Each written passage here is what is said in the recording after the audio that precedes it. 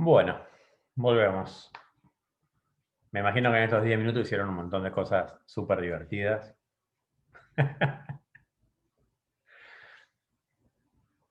Yo por lo menos tomé agua, que lo estaba necesitando.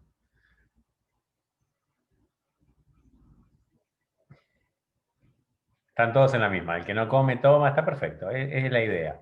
Es lo más cercano que tenemos al recreo de la universidad, así que aprovechenlo.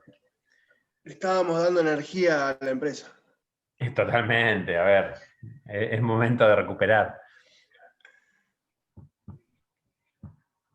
Vieron que se va acercando, por suerte ya con ustedes estamos terminando el cuatrimestre, porque se van acercando los días más lindos y a uno le cuesta más estar sentadito adelante de la computadora. Ahora ya es de noche, pero cuando es de día no está tan bueno estar acá sentadito adelante de la computadora dando clases. En la otra facu termino el 12 de diciembre, así que tengo todavía para un tiempo. Bueno, volvemos, a ver. Estábamos con homeostasis. Sí. ¿Qué entendieron ustedes por homeostasis?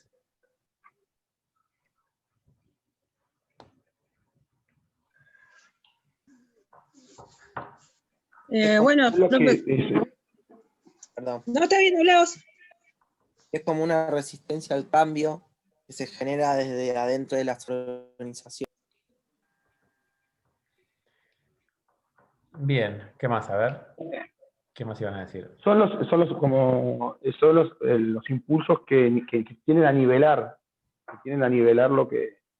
los cambios, que tienen a nivelar lo que está mal o lo que uno considera que no va, y si vos no estás de acuerdo con algo, la organización se nivela para el otro lado y viceversa. O sea, siempre tiene un equilibrio dentro de la organización.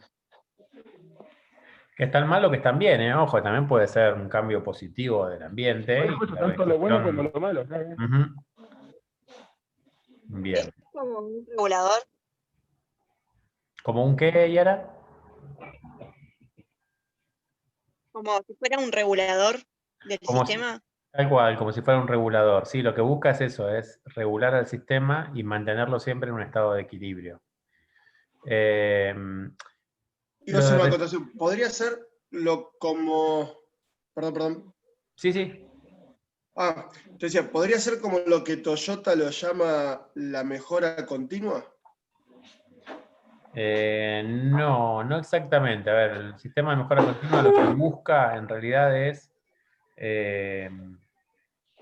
todo el tiempo ir perfeccionando al sistema. No es algo que se produce de manera automática en el sistema, sino que es algo buscado por el modelo de Toyota.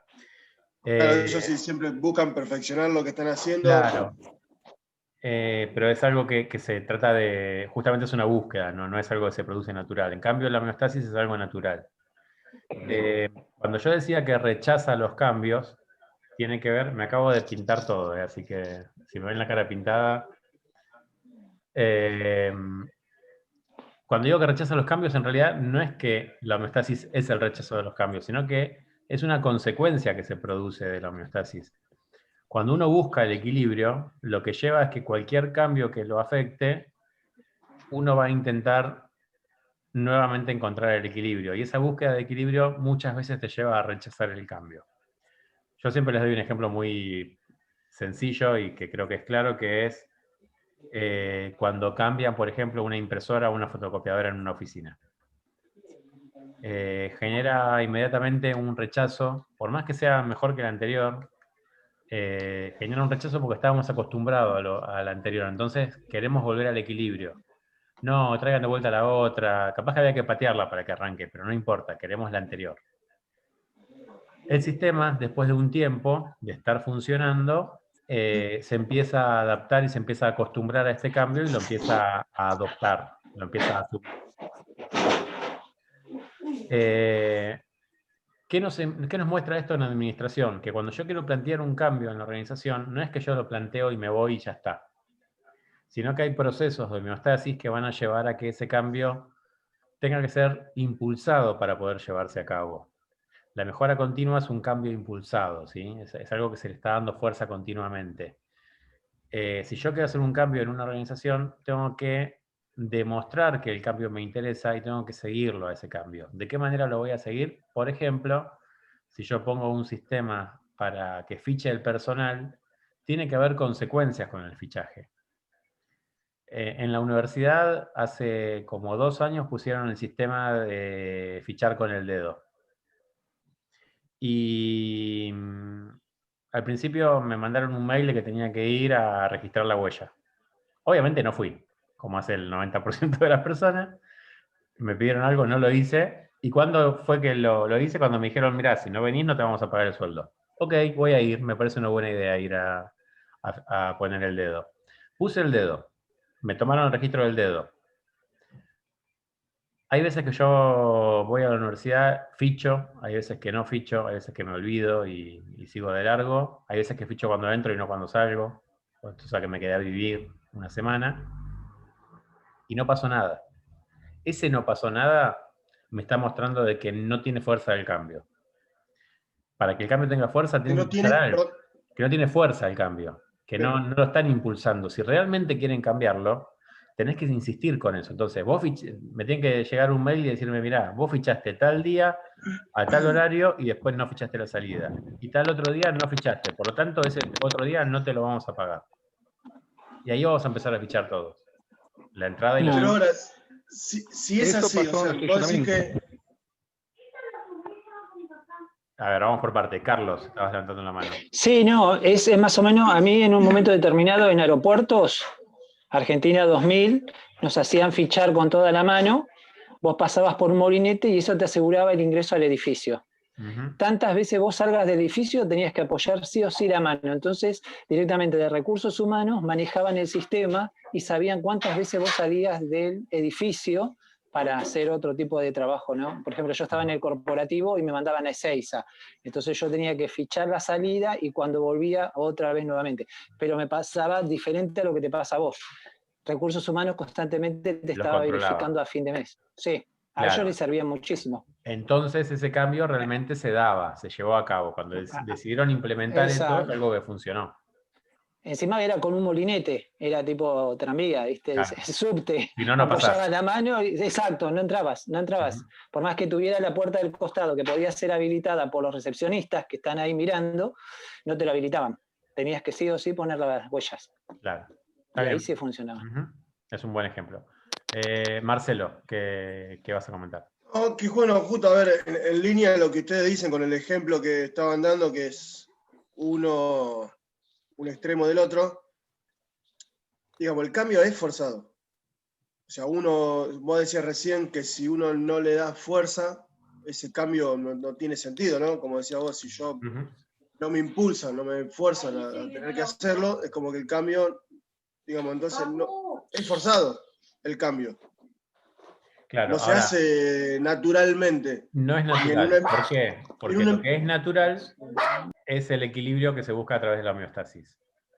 Entonces, pero en las empresas los cambios también son, a ver, forzados, digámoslo, entre comillas. Uno busca ese cambio, o sea, salir de esa zona de confort.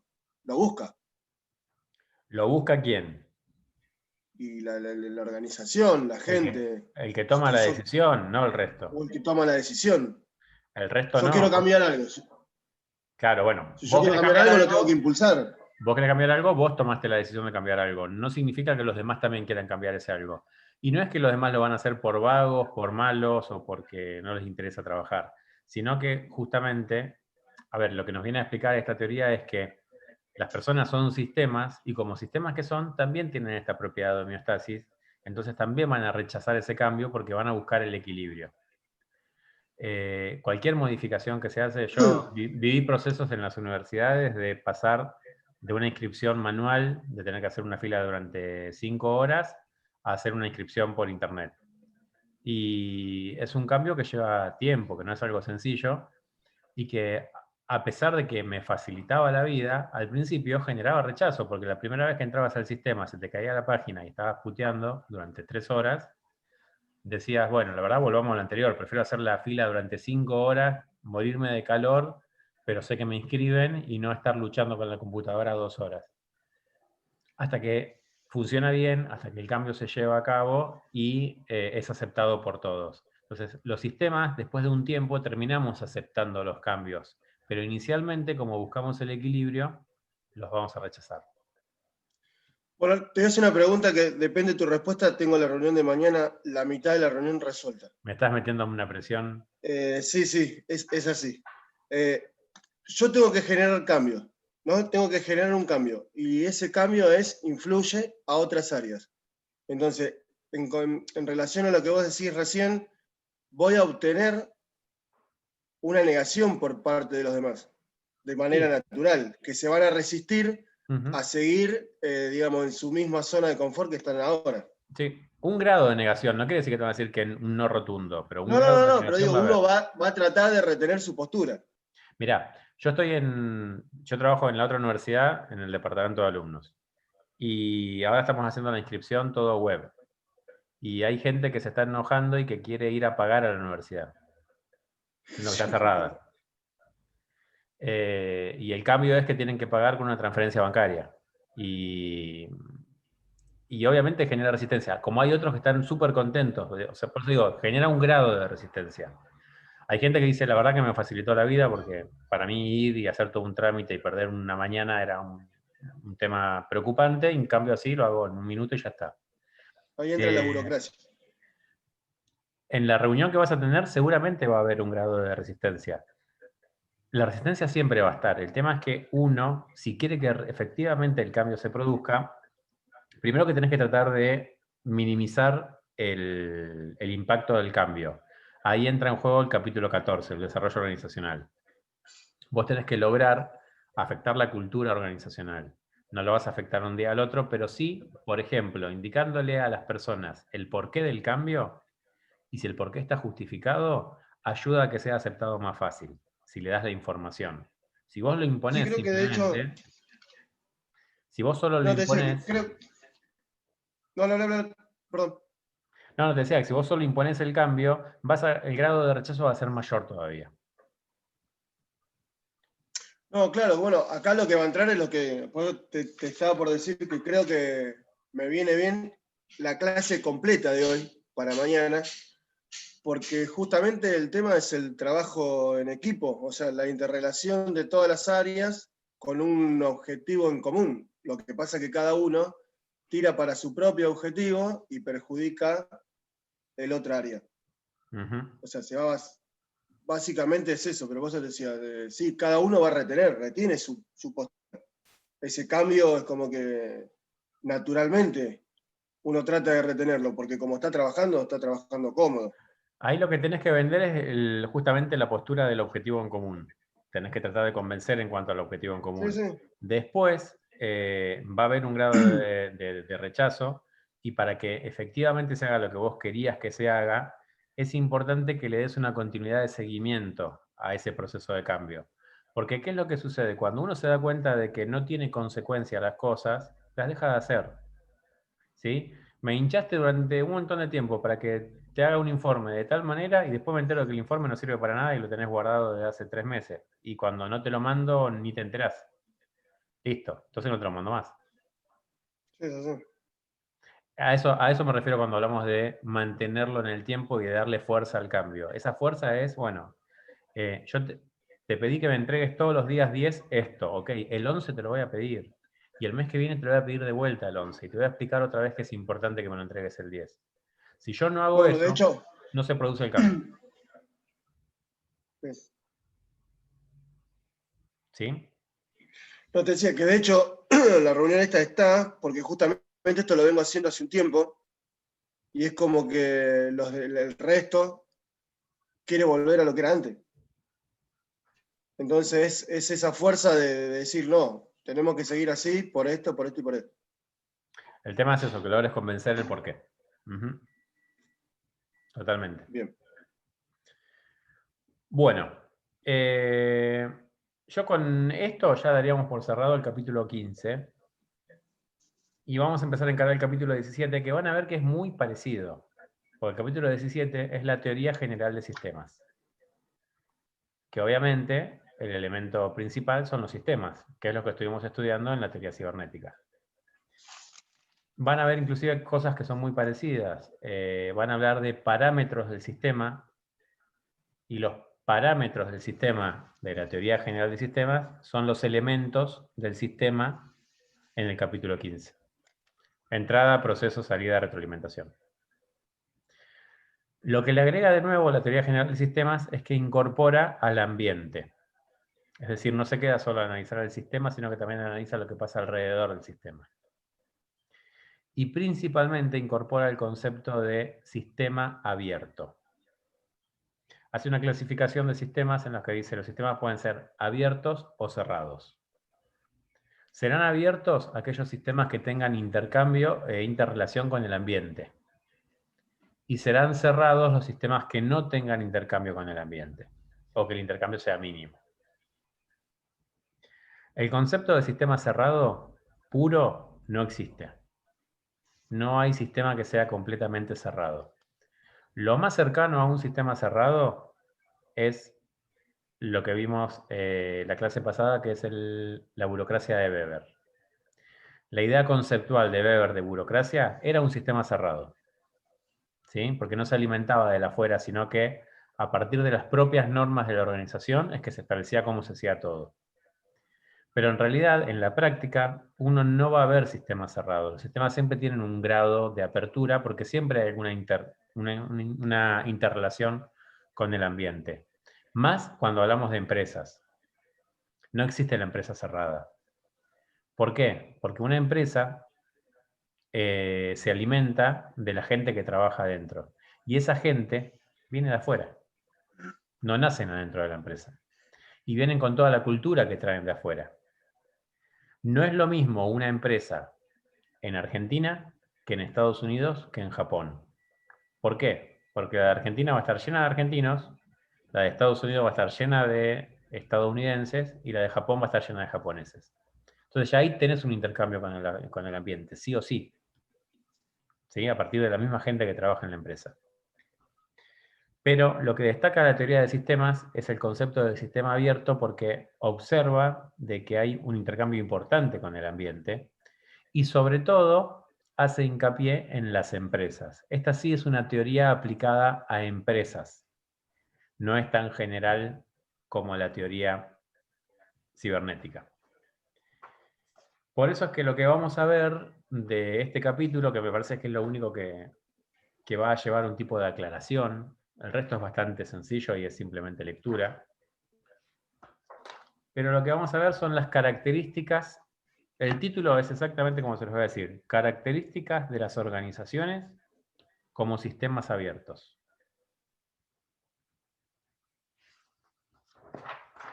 El resto es todo lectura. Van a ver que no tienen ninguna dificultad. Pero en estas características hay algunas cositas que sí es importante detallar.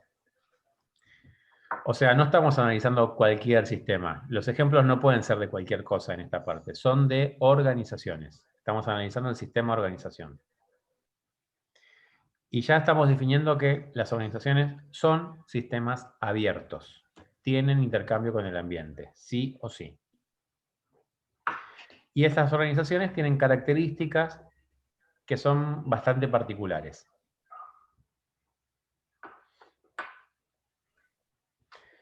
¿Está bien? ¿Se entiende entonces lo que vamos a encarar ahora? Son 6 características, de las cuales algunas ya las vimos, con lo cual va a ser sencillo. Una de las características es homeostasis, que mencionamos hace un ratito. Entonces, las organizaciones como sistemas abiertos tienen homeostasis, tienen procesos de homeostasis, de equilibrio dinámico. El ambiente las va a afectar, las va a hacer que cambien y las organizaciones van a disparar sus procesos para mantenerse equilibradas. Otro punto importante es que las organizaciones tienen un comportamiento probabilístico. Ustedes van a ver que dice comportamiento probabilístico no determinista. Suena difícil, pero en realidad no es nada complejo. ¿Qué quiere decir esto? Que en las organizaciones lo que vamos a poder ver es que los comportamientos que se producen tanto de toda la organización como de los componentes que la integran responde a probabilidades. es probable que suceda tal cosa. ¿Qué quiere decir esto? Si yo le aumento el sueldo al personal, es probable que la gente se ponga contenta. Es probable, pero no es determinista. No es una relación causa y efecto que yo puedo medir exactamente. Porque si yo le aumento el sueldo a todo el personal, quizás hay alguna persona que se queja porque dice, ¿por qué le aumentan a todos si todos no trabajan lo mismo? O el grado de alegría puede ser diferente. Imagínense que a todo el personal le aumentan 10.000 pesos. Buenísimo, ¿no? Nos aumentaron el sueldo a todos 10 lucas.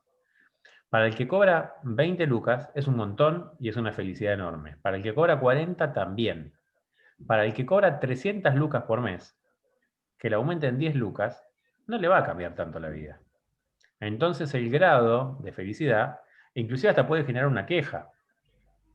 Porcentualmente, a uno le aumentas el 50% y a mí me estás aumentando 10 lucas de 300. ¿Por qué me aumentás tan poco? ¿Sí? A eso se refiere el comportamiento probabilístico de las organizaciones. Podemos entender de que más o menos se van a comportar de una manera, pero no tenemos la exactitud. No es una cuestión determinista, no es una cuestión científica, no es una cuestión matemática. Es decir, no es como lo pensaba Taylor.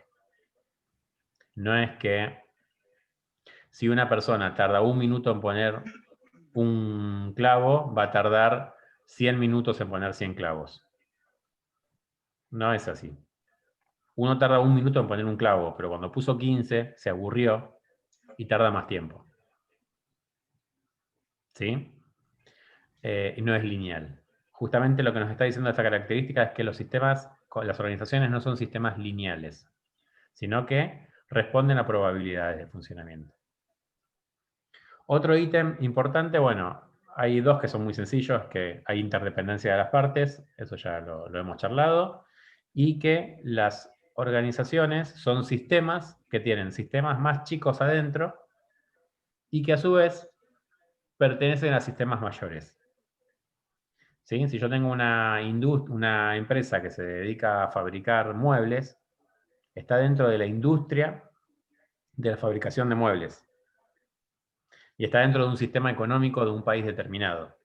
Entonces son sistemas mayores de los cuales son partes estas organizaciones. ¿Bien? Hasta acá no estoy diciendo. Son sistemas que están dentro de otros sistemas mayores. ¿Sí? Entonces, pasarían a ser subsistemas. Y además adentro tienen subsistemas. ¿Sí? Cada departamento, cada sector, cada área es un subsistema. Los últimos dos conceptos, y estos son los que hay que prestarle un poquito más de atención. Uno es frontera o límite, que es un concepto interesante, y es que el sistema, organización, tiene un límite, tiene una frontera. Es decir, que lo primero que podemos determinar es dónde empieza y dónde termina el sistema en el que estamos trabajando. Muchas veces ustedes van a ir a reuniones en las que va a haber gente que va a empezar a filosofar y va a empezar a hablar de cosas que no tienen nada que ver con la empresa en la que están trabajando. Entonces, no, si el dólar en lugar de estar a 120 estuviera a 250, a nosotros nos iría bárbaro. Ok, ¿está dentro de tu sistema esa decisión? No. Entonces, no hablemos de eso. Porque no tiene que ver con el sistema, está fuera de nuestro límite. Y además, vamos a observar que esos límites en algunas organizaciones son más o menos permeables. Es decir, que hay organizaciones que se ven afectadas de forma inmediata por el ambiente y hay organizaciones que son un poco más estables, que se ven afectadas, pero se ven afectadas menos. Esto responde, por ejemplo, al tamaño de la organización. ¿Sí? Si en Argentina hay una devaluación y yo tengo una pyme, capaz que tengo que cerrar. Si yo tengo una multinacional, quizás me genere una pequeña pérdida dentro de una sucursal de todas las que tengo. ¿Sí? Entonces, una multinacional es menos permeable al ambiente que una pyme. Y después también por el rubro que manejemos. Si yo tengo una casa de cambios, bueno, voy a ser bastante permeable a los cambios del ambiente, sobre todo a los cambios financieros. Si yo tengo una panadería, no voy a ser no me voy a ver tan afectado por el ambiente, porque el pan se vende igual. aumenta, nos quejamos, compramos menos, pero compramos. ¿Sí? En lugar de comprar una docena de facturas, compramos media docena, o compramos todo media luna porque nos sale un poquito más barato, pero compramos. En cambio, hay otras cosas que directamente no las compramos, si la situación económica está mal. Entonces, según el rubro también, hay organizaciones que sean más o menos permeables al ambiente. Y el último ítem se llama morfogénesis. Este me gusta por el nombre, más que nada. Morfogénesis es muy sencillo y se hace mucho lío para entender esto. Y les aseguro que es muy sencillo de entender. Se refiere a que las organizaciones, como sistemas que son, tienen una facultad que otros sistemas no tienen, que es la posibilidad de cambiar su estructura. Modificar la estructura según las necesidades que tenga. ¿Qué quiere decir esto? Que si yo tengo un momento, por ejemplo, de pico de ventas y necesito poner más vendedores, puedo sacar gente de otro sector y ponerlos a vender. El típico caso es una juguetería en Navidad. ¿Sí? La semana previa de Navidad necesito tener más gente. Entonces, si tengo empleados que están en depósito, los voy a traer a que también vendan. Y si tengo un tío y un primo que están al pedo, los voy a traer a que vendan también. ¿Sí? Y estoy logrando modificar mi estructura organizacional porque tengo más gente dedicada al área de ventas. Esa posibilidad otros sistemas no la tienen. El cuerpo humano no puede modificar su estructura según las necesidades. Yo siempre doy el mismo ejemplo, pero cuando llevaba a mi hija al jardín, iba en colectivo, cuando bajaba del colectivo la escena era, en un brazo mi hija, en otro la mochila, en otro mi mochila, o sea, también colgado del brazo mi mochila, tratando de agarrarme para bajarme del colectivo, y capaz que venía alguien y me quería dar un folleto de algo. Y yo lo miraba con cara de, ¿me estás cargando? O sea, ¿cómo Tengo hago dos para brazos. agarrar el folleto? Bien, si tuviera la posibilidad, la característica de morfogénesis, a mí me saldría un tercer brazo de acá de la espalda y agarraría el folleto. Porque eso es un cambio de estructura. Esa posibilidad la tienen las organizaciones como sistemas. Los demás sistemas no la tienen. La organización puede sacar un brazo extra. ¿Sí? ¿Por qué? Contrato a alguien por un tiempo, cambio a la gente del sector por un momento, tengo un tipo de departamentalización por proyectos que me permite justamente la morfogénesis, modificar la estructura todo el tiempo. ¿Se acuerdan lo que era la departamentalización por proyectos? Que tenía gente que la podía aplicar a distintos proyectos. Entonces, hoy hay 10, mañana hay 15, pasado hay 4. Bien, eso es morfogénesis, es la posibilidad de cambiar la estructura del sistema. Y cuando lo pregunto, cuesta este concepto. No sé por qué, pero siempre cuesta. Y es esto mismo que les estoy diciendo. ¿Sí? Y con eso terminamos el capítulo 17.